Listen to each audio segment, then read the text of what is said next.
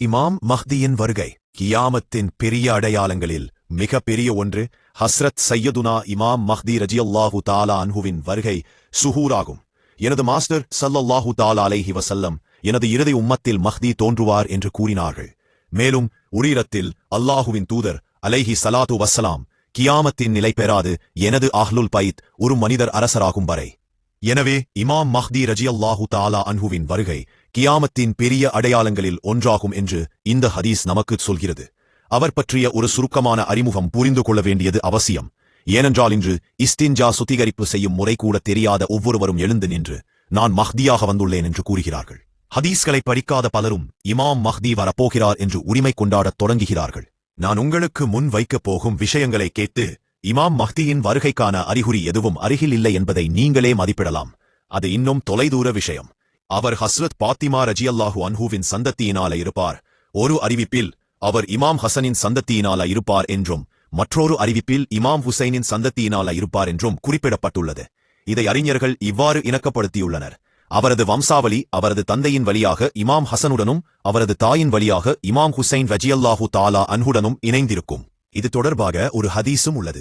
எனது மாஸ்டர் அலைஹி ஸலாத்து வஸ்ஸலாம் அவரது பெயரும் எனது பெயரைப் போலவே இருக்கும். மேலும் அவரது தந்தையின் பெயரும் எனது தந்தையின் பெயரைப் போலவே இருக்கும். பல அறிஞர்கள் பாரம்பரியமாக இதை முஹம்மது பின் அப்துல்லாஹ் என்று விளக்கினாலும் ஒரு ஆழமான சிந்தனை பார்வை என்னவென்றால், இந்த மறைக்கப்பட்ட அடையாளத்தின் புனிதத்தை பாதுகாப்பதற்காக நபி ஸல்லல்லாஹு அவர்கள் உவமைகளின் வாயிலாக பேசியிருக்கலாம் என்று அறிவுறுத்துகிறது.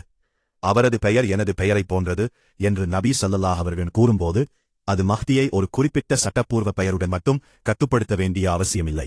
மாறாக அவரது பெயர் நபி ஸல்லல்லாஹு அவர்களின் 99 கௌரவ பெயர்கள் மற்றும் உன்னத பட்டங்களிலிருந்து அஹ்மத், அல் மாஹி, செய்யித், அல் ஆஹிப் அல்லது அல் ஹாஷிர் போன்ற பெயர்கள் தேர்ந்தெடுக்கப்பட்டதை குறிக்கிறது. மேலும் அவரது தந்தையின் பெயர் எனது தந்தையின் பெயரைப் போன்றது என்ற சொற்றொடரை நாம் கவனிக்க வேண்டும். அரபு மரபிலும் குர்ஆனின் மொழியிலும் தந்தை அப் என்ற சொல் ஒருவரின் முன்னோர்களையும் பாட்டனார்களையும் குறிக்க அடிக்கடி பயன்படுத்தப்படுகிறது. இப்ராஹிம் நபி அலைஹிஸ்ஸலாம் அவர்கள் இந்த உம்மத்தின் தந்தை என்றும் நபி ஸல்லல்லாஹு அவர்களின் முப்பாட்டனார் என்றும் அழைக்கப்படுவதை கருத்தில் கொள்ளுங்கள். இந்த அடிப்படையில் மஹ்தியின் தந்தையின் பெயர் அவரது உடனடி தலைமுறையைச் சேர்ந்த ஒரு நேரடி அப்துல்லாஹாக இருக்க வேண்டியதில்லை. மாறாக இப்ராஹிம் நபியின் அலைஹிஸ்ஸலாம் பாட்டனாரின் பெயர் போன்ற நபி ஸல்லல்லாஹு அவர்களின் உன்னத வம்சாவளியைச் சேர்ந்த ஒரு பெயராக இருக்கலாம். இப்ராஹிம் நபியின் அலைஹிஸ்ஸலாம் புகழ்பெற்ற முன்னோர்களையும் அல்லாஹுவின் தூதர் ஸல்லல்லாஹு அவர்களின் முன்னோர்களையும் நாம் நோக்குகையில் இஸ்லாமிய மரபில் தந்தை என்ற சொல் பெரும்பாலும் பாட்டனார்கள் மற்றும் முப்பாட்டனார்களை உள்ளடக்கியது. குர்ஆனில் 22:78 இப்ராஹிம் நபி அலைஹிஸ்ஸலாம் அவர்கள் மூமின்களின் தந்தை என்று அழைக்கப்படுவதை நாம் காண்கிறோம். இப்ராஹிம் நபி அலைஹிஸ்ஸலாம் அவர்களின் வம்சாவளி நூஹ் நபி அலைஹிஸ்ஸலாம் வரை செல்வது ஆழமான அடையாளங்களைக் கொண்ட பெயர்களை உள்ளடக்கியது. மஹ்தியின் தந்தையின் பெயர் இந்த முன்னோர்களில் ஒருவருடையது என்ற அடிப்படையில் பார்த்தால் பின்வரும் பெயர்கள் முக்கியமானவை. தந்தை தராக், பாட்டனார் நாகூர், முப்பாட்டனார் சரோக், 4வது தலைமுறை ஃபலிக், 6வது தலைமுறை அபிர். இந்த கண்ணோட்டம் மஹ்தியின் அடையாளம் ஒரு ஆன்மீக இரகசிய குறியீட்டில் மறைக்கப்பட்டிருப்பதாக கூறுகிறது. முதல் பெயர் முஹம்மது நபியின் ஸல்லல்லாஹு அவர்கள் புனிதமான கௌரவ பட்டங்களில் ஒன்று. தந்தை பெயர் நபிமார்களின் வம்சாவளியிலிருந்து பெறப்பட்ட ஒரு பெயர். மேலும் அவர் ஹஸ்ரத் சையீதா பாத்திமா ஸஹராவின் சந்ததியினராக இருப்பார் என்பது பரவலாக அறியப்பட்டிருக்கிறது. இது குறித்து மரியாதைக்குரிய அறிஞர்கள் ஒரு கருத்தை எழுதியுள்ளனர். ஹஸ்ரத் இமாம் ஹசன் அல்லாவின் திருப்திக்காக தனது கிலாஃபத்தை ஹஸ்ரத் அமீர் முஆவியாவிடம் ஒப்படைத்து முஸ்லிம்களிடையே இரத்தக் கொட்டலை தடுத்தார். எனவே இதற்கான வெகுமதியாக அல்லாஹ் தபாரக வ தஆலா அவரது சந்ததியிலிருந்து ஒரு கல்லிஃபாவை எழுப்புவான். அவர் முழு பூமியின் அரசராக இருப்பார். மேலும் பூமியை நீதியால் நிரப்புவார். மேலும் அவர் இமாம் ஹசன் ரஜியல்லாஹு தஆலா அன்ஹுவின் சந்ததியினராக இருப்பார். பைத்துல் முக்கத்தஸ் ஜெருசலேம் ஆகும். அதாவது அவர் பைத்துல் முக்கத்தஸ் நோக்கி புலம்பெயர்ந்து செல்வார். ஹஸ்ரத் உமர் ரஜியல்லாஹு தஆலாவிடமிருந்து அறிவிக்கப்பட்டுள்ளபடி மதீனா பாழான பிறகு பைத்துல் முக்கத்தஸ் செழிப்பாகும். அதாவது நீங்கள் மதீனா முனவ்வராவிலிருந்து பைத்துல் முக்கத்தஸுக்கு புலம்பெயரும்போது மதீனா முனவ்வராவின் வசதிகள் பாதிக்கப்பட்டு விலங்குகளும் காட்டுமிருகங்களும் வந்து அங்கே அமரும். அல்லாஹ்வின் தூதர் ஸலாத்து வஸ்ஸலாமின் மிம்பரில் உபதேச மேடை ஒரு விலங்கு அமரும். அதை பார்க்க யாரும் இருக்க மாட்டார்கள் என்று கூட நான் படித்தேன். மதீனா முனவ்வராவின் வசதிகள் பாதிக்கப்படும் அந்த காலத்திலிருந்து அல்லாஹ் நம்மை காப்பாற்றுவானாக. எப்படி இருந்தாலும் இமாம் மஹ்தியின் உடல் தோற்றம் ஹுல்யா அறிவிப்புரலில் விரிவாக விவரிக்கப்பட்டுள்ளது. அவர் மாநிறமாக கந்துமி இருப்பார். அவரது நெற்றி பிரகாசமாக இருக்கும். அவரது மூக்கு மிக உயர்ந்ததாகவும் அழகாகவும் இருக்கும். அவரது மூக்கு மிக உயர்ந்ததாகவும் அழகாகவும் இருக்கும். ஒரு நட்சத்திரம் போல இருக்கும். அவரது நிறம் அரபிகளைப் போலவே இருக்கும். ஆனால் அவரது உடல் இஸ்ரேலிய ஆண்களைப் போல இருக்கும். அவரது பேச்சில் ஒரு சிறிய இறுக்கம் இருக்கும். அதனால் பேசும்போது அவருக்கு லேசான சிரமம் இருக்கும். அதனால் அவர் தனது வலது கையை அவரது இடது தொடையின் மீது அடித்துக் கொள்வார். அவர் தோன்றும் நேரத்தில் அவருக்கு 40 வயது இருக்கும். மேலும் அவர் தோன்றும் நேரத்தில் அவர் 2 கனமான அங்கிகளை கபா அணிந்திருப்பார். மேலும் அவர் எனது மாஸ்டர் ஸல்லல்லாஹு தஆலா அலைஹி வஸல்லம் அவர்களின் ஒழுக்கங்களில் ஒத்திருப்பார். அவரது சரிதத் விவரிக்கப்பட்டுள்ளது.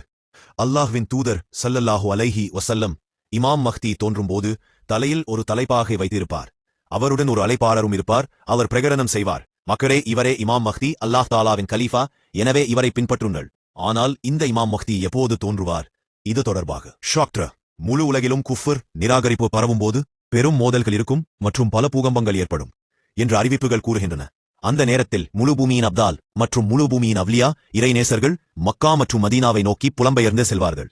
மேலும் அந்த நேரத்தில் இஸ்லாம் மக்காவிலும் மதீனாவிலும் மட்டுமே இருக்கும். மேலும் முழு உலக முஸ்லிம்களும் அங்கே கூடுவார்கள். அந்த நேரத்தில் அப்தால்கள் காஃபாவை தவாஃப் வலம் செய்து கொண்டிருக்கும் போது இமாம் மஹ்தி ரஜியல்லாஹு அன்ஹுவும் அங்கே இருப்பார். அவ்லியா இபிராம் இமாம் மஹ்தியை அடையாளம் கண்டு அவரிடம் விசுவாச பிரமாணம் பையதில் தேவை வாழ்வார்கள். பின்னர் மறைவிலிருந்து ஒரு குரல் வரும், அவர் அல்லாஹுவின் கலீஃபா மஹ்தி, அவருடைய வார்த்தைகளை கேளுங்கள் மற்றும் அவருக்கு கீழ்ப்படியுங்கள். அவர் முஸ்தபாவின் சுன்னத்தை வழிமுறையை மிகவும் பின்பற்றுபவராக இருப்பார். தூங்குபவரை அவர் எழுப்ப மாட்டார். அவர் அநியாயமாக யாருடைய இரத்தத்தையும் சிந்தமாட்டார். அவர் சுன்னத்துகளை உயிர்ப்பிப்பார் மற்றும் பித்தத்துகளை மார்க்கத்தில் புகுத்தப்பட்ட புதுமைகள் ஒழிப்பார். ஹஸ்ரத் சுலைமான் அலைஹிஸ்ஸலாம் மற்றும் ஹஸ்ரத் துல்கர்னைன் முழு உலகையும் ஆண்டது போல, அதேபோல் இமாம் மஹ்தியும் முழு உலகின் அரசராக இருப்பார். அவர் சிலுவையை உடைப்பார், பன்றியை கொல்வார், முஸ்லிம்களுக்கு வெகுமதிகளையும் கௌரவங்களையும் வழங்குவார். மேலும் பூமியை நீதியால் நிரப்புவார். அவரது காலத்தில் செல்வத்தின் பெரும் மிகுதி இருக்கும். அதனால் அவர் யாருக்கு செல்வம் வேண்டுமோ அவர்கள் வந்து எடுத்துச் செல்லலாம் என்று அறிவிப்பார் என்று கூறப்படுகிறது. அறிவிப்பை கேட்டு யாரும் வரமாட்டார்கள். ஒரே ஒரு மனிதர் வந்து, ரோங், எனக்கு செல்வமும் செழிப்பும் தேவை என்று கூறுவார். நீங்கள் கருவூல அதிகாரியிடம் அவருக்கு செல்வத்தை கொடுக்கும்படி கூறுவீர்கள். கருவூல அதிகாரி அவருக்கு செல்வத்தை கொடுக்கும்போது, உங்களுக்கு எவ்வளவு வேண்டுமோ அவ்வளவு எடுத்துக்கொள் என்று கூறுவார். அவர் தனது பையை நிரப்பிக் கொள்வார். நிரம்பிய பையை பார்த்து வெட்கப்படுவார். மேலும் நான் மிகவும் பேராசை பிடித்தவன் என்று கூறுவார். மேலும் ஸ்ட்ராங், எனக்கு இவ்வளவு செல்வம் தேவையில்லை என்று கூறுவார். அவரிடம், நீ எடுத்ததை திரும்பப் பெற முடியாது, போ, அனைத்தையும் எடுத்துக்கொண்டு போ என்று கூறப்படும். எனவே இமாம் மஹ்தி ரஜல்லாஹு தாலா அன்ஹுவின் காலத்தில் அல்லாஹ் தபாரகவதாலா இவ்வளவு ஆசீர்வாதங்களை வழங்குவான். அது நீதியுடனும் சமத்துவத்துடனும் கூடிய ஒரு சகாபத்தமாக இருக்கும். பெரும்பாலான யூதர்கள் முஸ்லிம்களாக மாறுவார்கள். மேலும் 1 மாதத்திற்கு சமமாக மாறும். ஒரு வாரத்த சமமாக மாறும். ஒரு வாரத்த ஒரு நாளுக்கு சமமாக மாறும். ஒரு நாள் ஒரு மணி நேரத்திற்கு சமமாக மாறும். இது ஆரம்பத்தில் இருக்கும், பின்னர் அதன் தரம் மாறும். மேலும் அந்த நேரத்தில் பல புதையல்கள் தோன்றும்.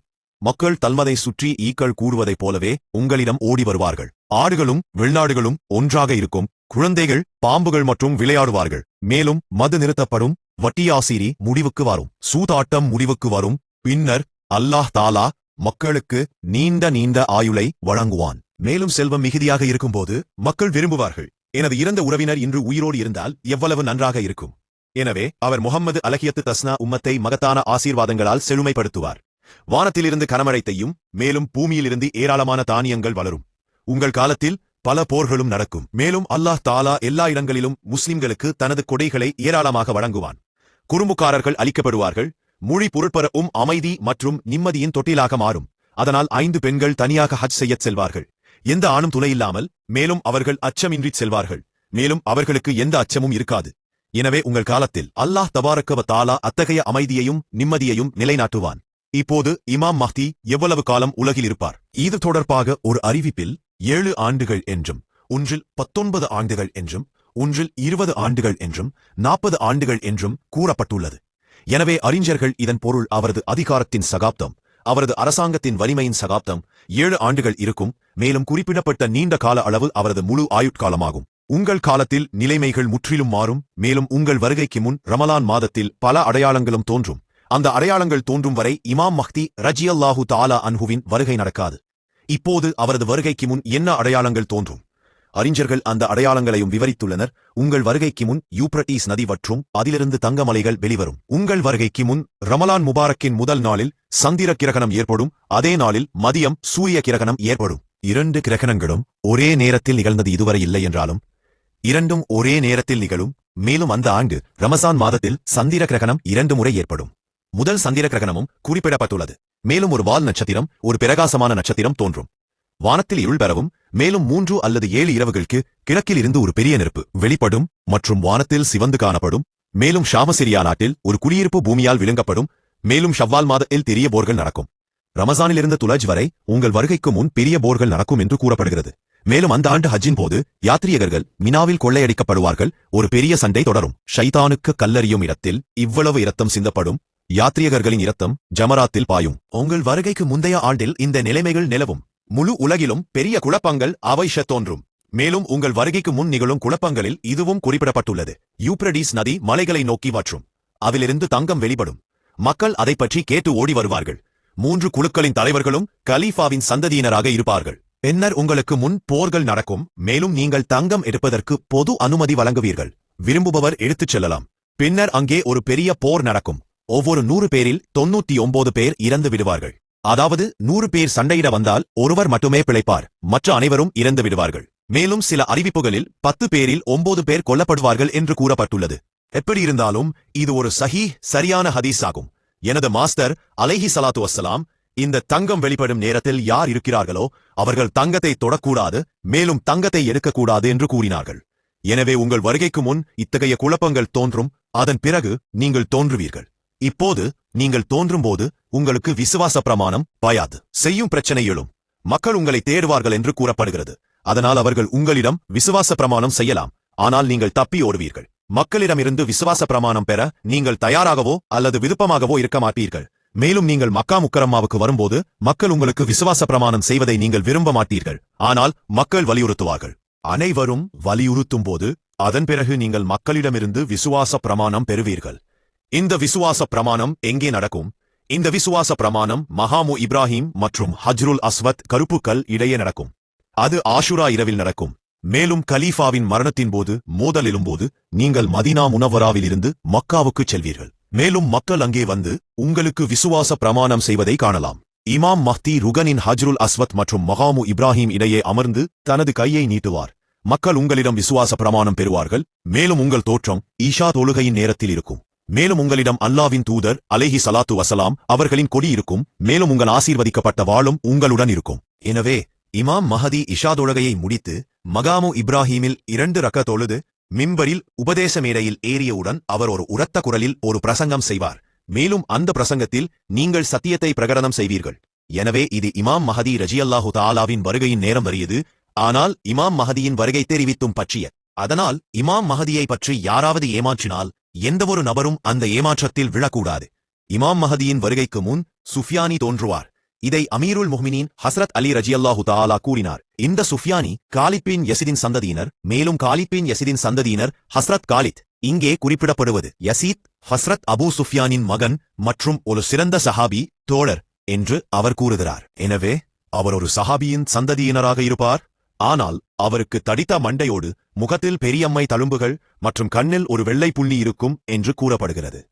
அவர் டமாஸ்கஸின் வறண்ட பள்ளத்தாக்கிலிருந்து வெளிப்படுவார். அவருக்கு ஒரு கனவில் சொல்லப்படும், எழுந்து வெளிப்படு. அவர் பார்ப்பார், யாரும் காணப்பட மாட்டார்கள். அதே விஷயம் மீண்டும் ஒரு கனவில் அவருக்குச் சொல்லப்படும். 3வது முறையாக அவரது வீட்டின் வாசலுக்கு வெளியே பார்க்கச் சொல்லப்படும். அவர் வாசலை பார்ப்பார். 7 அல்லது 9 பேர் கொடிகளை ஏந்திக் கொண்டு அங்கே நிற்பார்கள். உங்களுடன் இருக்கிறோம் என்று சொல்வார்கள். அதன் பிறகு சுப்யானி அவர்களை அழைத்துச் செல்வார். மேலும் குடியிருப்புவாசிகள் அவருடன் சேர்ந்து கொள்வார்கள். இப்போது அவர் எவ்வளவு ஒடுக்குமுறையையும் இரத்த கொட்டலையும் ஏற்படுத்துவார் என்பது அறிவிப்புகளில் குறிப்பிடப்பட்டுள்ளது. மனோகல்ப் கோத்திரத்தைச் சேர்ந்த 3000 பேர் அவருடன் சேர்ந்து கொள்வார்கள். பின்னர் அவர் பூமியில் குழப்பத்தை ஏற்படுத்துவார். பெண்களின் வயிற்றை கிழிப்பார். மேலும் குழந்தைகளை கொல்வார். குறைஷி மக்கள் கான்ஸ்டாண்டினோப்பிலை நோக்கி ஓடிச் செல்வார்கள். அவர் பாக்தாத்தை அடைந்து 100 மானிப்பு பேரை கொல்வார். பின்னர் அவரது இராணுவம் குராசனை அடைந்து குராசன் மக்களைத் தேடும். பின்னர் ஒரு இராணுவம் மதீனா முனவ்வாராவுக்கு அனுப்பப்படும். அவர்கள் அஹ்லுல் பைத்தை நபியின் குடும்பத்தினர் கைது செய்வார்கள். பனூ ஹாஷிமின் ஆண்களையும் பெண்களையும் ஷஹீதாக்குவார்கள், தியாகம் செய்வார்கள். பின்னர் கூஃபாவிலிருந்து ஒரு குழு கொண்டு வரப்படும். இவ்வாறு அவர் பெரும் புலப்பத்தையும் சண்டையையும் பரப்புவார். அவருடைய குழப்பம் மற்றும் சண்டையைப் பற்றி பல அறிவிப்புகளில் காணப்படுகிறது.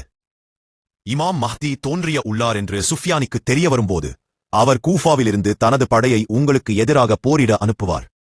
இந்த மக்கள் மதீனா முனவ்வராவில் 3 நாட்களுக்கு குழப்பத்தை ஏற்படுத்துவார்கள். பின்னர் ஹர்ராவில் மக்களை ஷஹீதாக்குவார்கள். இமாம் மஹ்தியை ஷஹீதாக்குவதே அவருடைய நோக்கமாக இருக்கும். ஆனால் அவர் மதீனாவை விட்டு வெளியேறி பாய்தா என்ற இடத்தை அடைந்தவுடன் அல்லாஹ் தஆலா அனைவரையும் பூமியில் விழுங்கச் செய்வான். அவன் சென்று சுஃப்யானுக்கு முழு சூழ்நிலையையும் கூறுவான். மற்றவன் இமாம் மஹ்தியின் ஒரு மனிதன். அவன் வந்து சுஃப்யானியின் இராணுவம் பூமியில் விழுங்கப்பட்ட நற்செய்தியை உங்களுக்கு கூறுவான். பின்னர் அதற்கு பிறகு பெரிய போர்கள் நடக்கும். குராசன் மற்றும் பிற பகுதிகளைச் சேர்ந்தவர்கள் சுஃப்யானியுடன் போரிட வருவார்கள். இது தொடர்பாக பல வேறுபட்ட அறிவிப்புகள் உள்ளன. அந்த விவரங்கள் அனைத்தையும் இங்கே கூற முடியாது. தமீம் கோத்திரத்தைச் சேர்ந்த ஒரு மனிதன் சுஃப்யானியுடன் போரிட வருவான். எனது மாஸ்டர் ஸல்லல்லாஹு அலைஹி வஸல்லம் குராசனிலிருந்து கருப்பு கொடிகள் வருவதை நீங்கள் பார்த்தால் பணியில் மண்டியிட்டு கிரால் செய்து செல்ல வேண்டியிருந்தாலும் நீங்கள் அவர்களிடம் போரிட வருவார்கள். ஹஸ்ரத் அலி ரஜியல்லாஹு தாலா கூறினார், நான் பூட்டையும் பெட்டியையும் உடைத்து அந்த போரில் செல்வேன். அதாவது அந்த போரில் பங்கேற்பது மிகவும் முக்கியமானது. இப்போது இந்த தமீமி சுஃப்யானியுடன் போரிடுவார். இஸ்தகார் சமவெளியில் ஒரு கடுமையான மற்றும் மாபெரும் போர் நடக்கும். எண்ணற்ற மக்கள் கொல்லப்படுவார்கள். மேலும் அவர்களுக்கு வெற்றியை அளிப்பான்களில் அந்த முடிவடிக்கும் மாபெரும் போர் நடக்கும். எப்படியிருந்தாலும் இறுதியில் சுஃப்யானி ஹஸ்ரத் இமாம் மஹ்தி ரஜியல்லாஹு தாலா அவர்களின் கரங்களால் கொல்லப்படுவார். நீங்கள் ஒரு மரத்தடியில் அவரை படுக்க வைத்துவிட்டு ஆட்டை அறுப்பது போல அவரை அறுப்பீர்கள், போய் அறுப்பித்தான்கள். எனவே சுஃப்யானியின் இராணுவத்தின் நிலைமையங்கள் மிக விரிவாக விவரிக்கப்பட்டுள்ளன. அவர் பெண்களுடன் வெளிப்படையாக அலைவார். தமாஸ்கஸின் ஜாமா மஸ்ஜித்தில் உட்கார்ந்து மது அருந்துவார். அத்தகைய வெட்கக்கேடு இருக்கும். எனவே ஒரு முஸ்லிம் எழுந்து நின்று, ஐயோ, நீங்கள் விசுவாசம் கொண்ட பிறகு நிராகரிப்பவர்களாகிவிட்டீர்கள் என்று கூறுவார். பின்னர் சுஃப்யானி அவரை மஸ்ஜித்திற்குள் கொள்வார். அந்த நேரத்தில் வானத்திலிருந்து ஒரு அழைப்பு வரும். மக்களே, நிச்சயமாக அல்லாஹ் தாலா உங்கள் கொடுங்கோலர்களையும் அவர்களது படைகளையும் அழித்து முஸ்தபா உம்மத்தின் சிறந்த ஆட்சியாளரை உங்களுக்கு வழங்கியுள்ளார். அதாவது இமாம் மஹதி பற்றிய நற்செய்தி வழங்கப்படும். பின்னர் மக்கள் இமாம் மஹதியிடம் ஓடிச் சென்று அவரிடம் விசுவாச பிரமாணம் பெறுவார்கள். இந்த வழியில் இமாம் மஹ்தி சுஃப்யானுக்கு எதிராக போரிட புறப்பட்டு சிரியாவின் எல்லையை அடைவார். பின்னர் முடிவில் நீங்கள் அவரை வென்று பாத் பள்ளத்தாக்கில் உள்ள சக்ராவில் உள்ள தேவாலயத்திற்கு அருகில் சுஃப்யானியை ஆட்டை அறுப்பது போல ஹஸ்ரத் இமாம் மஹ்தி ரஜியல்லாஹு தாலா அறுப்பார். இது ஒரு சம்பவம். இதனுடன் இமாம் மஹ்தி ரஜியல்லாஹு தாலா ரோமானிய மக்களுடனும் சண்டையிடுவார். ரோமானிய இராணுவம் உங்களுடன் சண்டையிட வரும். இதில் அல்லாஹ் தபாரக வ தஆலா இமாம் மஹ்திக்கு வெற்றியளிப்பார் மற்றும் உங்களிடமிருந்து சமாதான உடன்படிக்கையை கேட்பார்கள். ஆனால் பின்னர் அல்லாஹ் தபாரக வ தஆலா இமாம் மஹ்திக்கு வெற்றியளிப்பார். சிறிது காலத்திற்குப் பிறகு அவர்கள் உடன்படிக்கையை முறிப்பார்கள். பின்னர் ரோமானியர்கள் உதவிக்காக தங்கள் மன்னரை அழைப்பார்கள் மற்றும் கிறிஸ்தவர்களின் போர் நோக்கத்தை கேட்டு மதீனாவின் முக்கியமானவர்கள் இமாம் மஹ்தியுடன் மதீனா முனவராவிற்கு வருவார்கள். கிறிஸ்தவர்கள் சொல்வார்கள், முஸ்லிம் கைதிகளை உங்களிடம் ஒப்படைக்க மாட்டோம் என்று கூறுவார். பின்னர் போர் நடக்கும். இந்த போரில் இஸ்லாமிய இராணுவம் 3 பகுதிகளாக பிரிக்கப்படும். ஒரு பகுதி போரிலிருந்து ஓடிவிடும். இராணுவத்தின் ஒரு பகுதி ஷஹீதாவார்கள், தியாகம் செய்வார்கள். அல்லாஹிற்கு மிக சிறந்த ஷஹீதகளின் அந்தஸ்தை வழங்குவான் மற்றும் மீதமுள்ள முஸ்லிம்கள் வெற்றி பெறுவார்கள். அவர்கள் எப்போதும் உள்ள குழப்பங்களிலிருந்தும் பாதுகாக்கப்படுவார்கள். பின்னர் ரோமானியர்கள் முஸ்லிம்களுடன் சண்டையிட்டு அவர்கள் கொல்லப்படுவார்கள். அவர்களின் குழந்தைகள் சிறைப்பிடிக்கப்படுவார்கள். இப்போது ரோமானியர்கள் போரில் கிடைத்த செல்வங்களை எங்களுக்கு பிரித்துக் கொடுங்கள் என்று கூறுவார்கள். எப்படியிருந்தாலும் இந்த சம்பவங்கள் அனைத்தும் நடக்கும். முடிவில் அல்லாஹ் தபாரக வ தஆலா முஸ்லிம்களுக்கு ரோமானியர்கள் மீது வெற்றியளிப்பார். மேலும் அல்லாஹ் தபாரக வ தஆலா தனது உதவியை அனுப்புவான். அலைஹி ஸலாத்து வஸ்ஸலாம். அவர்களின் மறைவான அறிவை பாருங்கள். இந்த போரில் ஷஹீதாகும் நபர்கள் பத்ரு போரில் ஷஹீதானவர்களின் அந்தஸ்துக்கு சமமாக இருப்பார்கள் என்று அல்லாஹ்வின் தூதர் அலைஹி ஸலாத்து வஸ்ஸலாம் தெரிவித்தார். எனவே அல்லாஹ் தஆலா அவர்களுக்கு அத்தகைய உயர் பதவியையும் அந்தஸ்தையும் வழங்கினார். மேலும் ஹஸ்ரத் ஜிப்ரீல் அலைஹி ஸலாம் மற்றும் ஹஸ்ரத் மிகாயில் அலைஹி ஸலாம் ஆகியோரும் போர்க்களத்தில் அவர்களுக்கு உதவ வருவார்கள். வெற்றி பெற்ற முஸ்லிம்கள் ரோமின் ஒரு நகரமான அமூரியாவுக்கு செல்வார்கள். அங்கே யூதர்கள் இருப்பதை காண்பார்கள். அதனால் அங்கே ஒரு சண்டையும் நடக்கும். பின்னர் முஸ்லிம்கள் போரில் கிடைத்த செல்வங்களை பிரித்துக் கொடுப்பார்கள். பின்னர் ஒரு தவறான வதந்தி பரவும். தஜ்ஜால் வெளிவந்துவிட்டான் என்று. மக்கள் தஜ்ஜாலின் செய்திகளை கேட்கும்போது செல்ல தஜ்ஜாலின் செய்தியை கொண்டு வாருங்கள் என்று கூறப்படும். பின்னர் முஸ்லிம்கள் தஜ்ஜாலின் செய்தியை பெறச் செல்வார்கள். அது ஒரு தவறான செய்தி. இது தவறான வழியில் பரப்பட்டது என்று தெரியவரும்.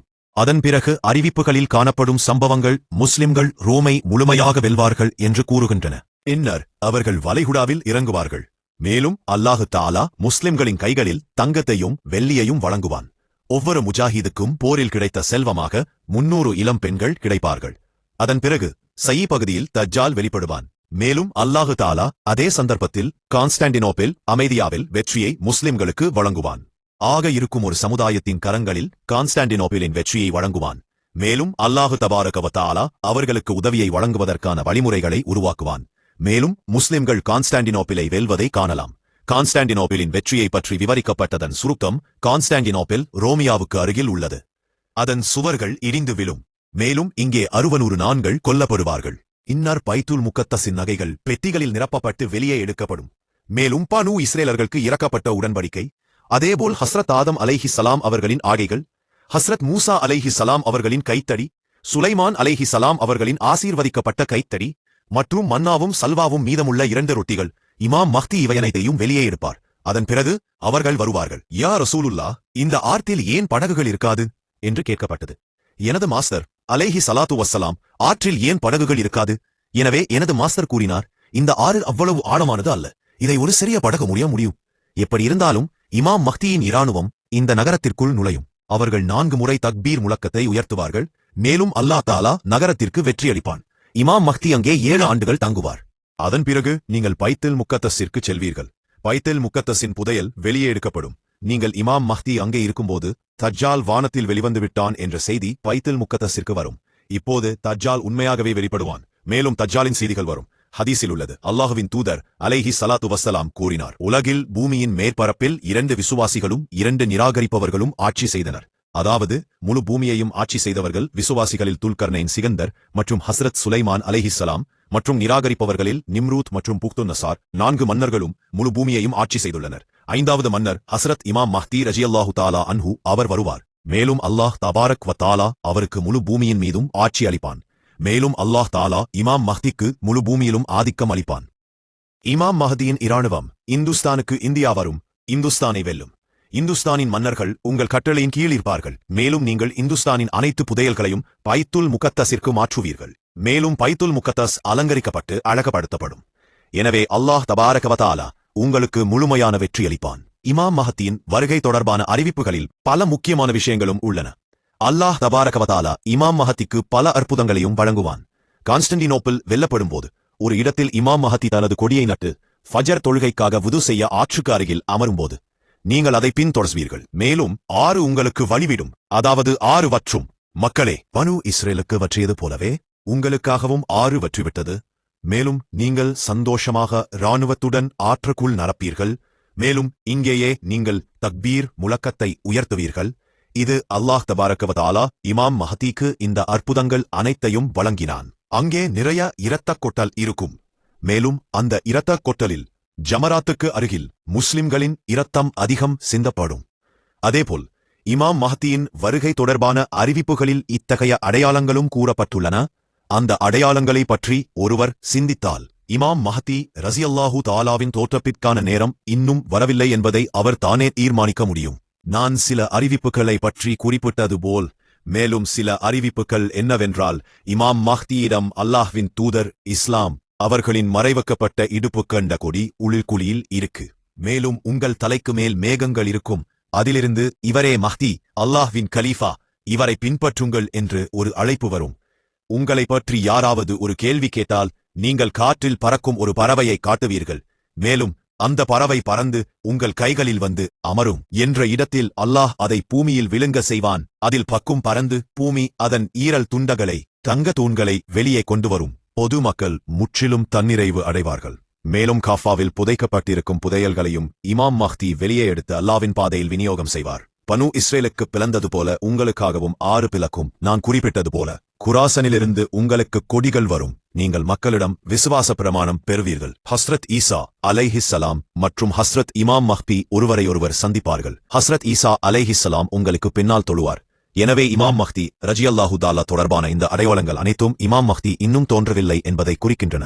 மேலும் நீங்கள் பைத்துல் முகத்தஸுக்கு புலம்பெயர்ந்த பிறகு ஹஸ்ரத் ஈசா அலைஹிஸ்ஸலாம் வருவார். மேலும் தஜ்ஜால் தோன்றுவான்.